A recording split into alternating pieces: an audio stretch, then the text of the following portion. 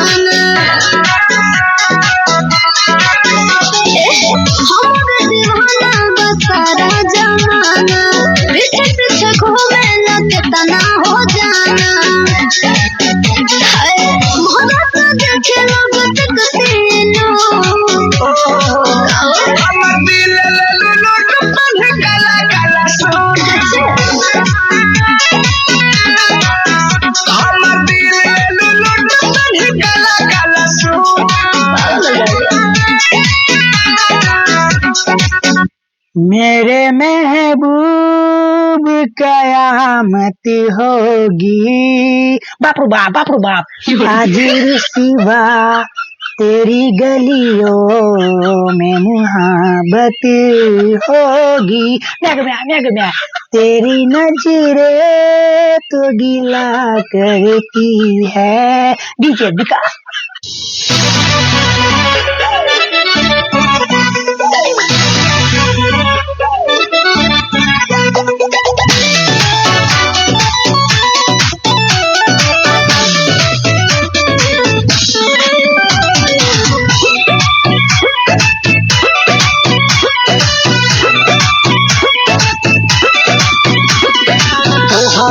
भोसला पराना हो, तू ही बड़ा मोर धड़कना हो, तोहर के देखिले सपनवा तोहर के बनई की सजना हो।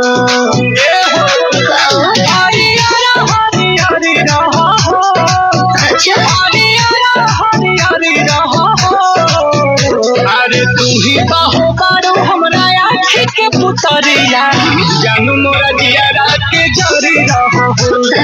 तू ही बाहो बारो हमरा आँख के पुतरिया, जानू मोरा जियारा के जरी रहो। हमारे मेहमान तुम्हारा गाना सुनना चाहते हैं। अगर आपके मेहमानों को हमारा गाना सुनने का इतना ही शौक है तो उनसे कह दीजिए कि आज मेरा प्रोग्राम है, टिकट खरीद कर आ जाएं। सुना देंगे।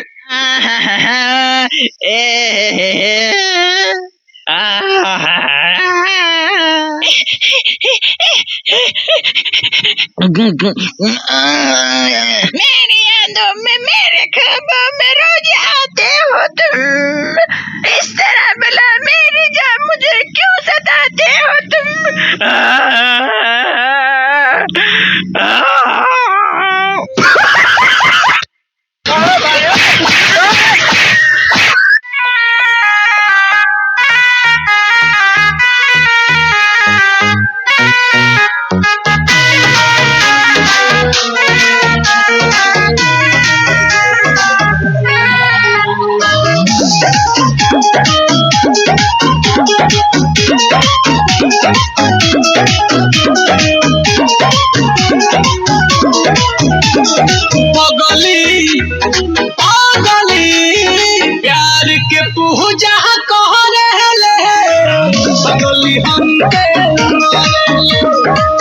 प्यार की पूजा करे बदली हमके मारे ले रहो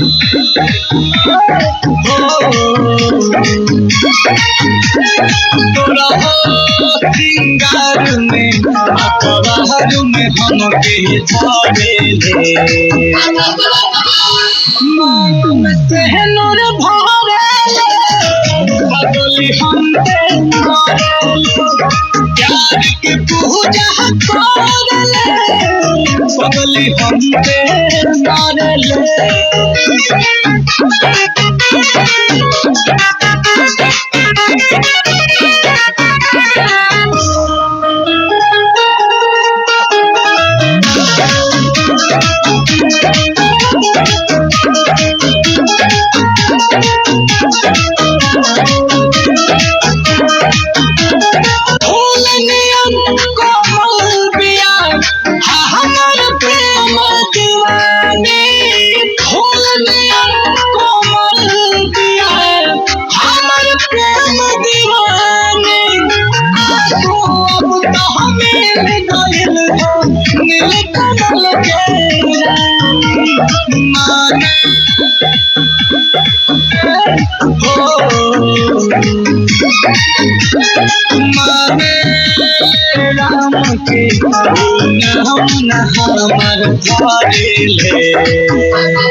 दिल में रोज उतारे बदली हमके प्यार की पूजा करे बदली हमके मारे ले।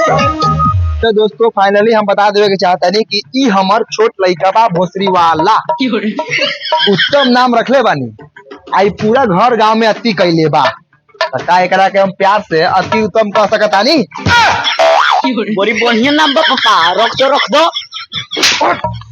10 साल गांव में अति कर पड़ोसी की औलाद रे साला कैसन बाप बारे रे सावर कलर के हेलो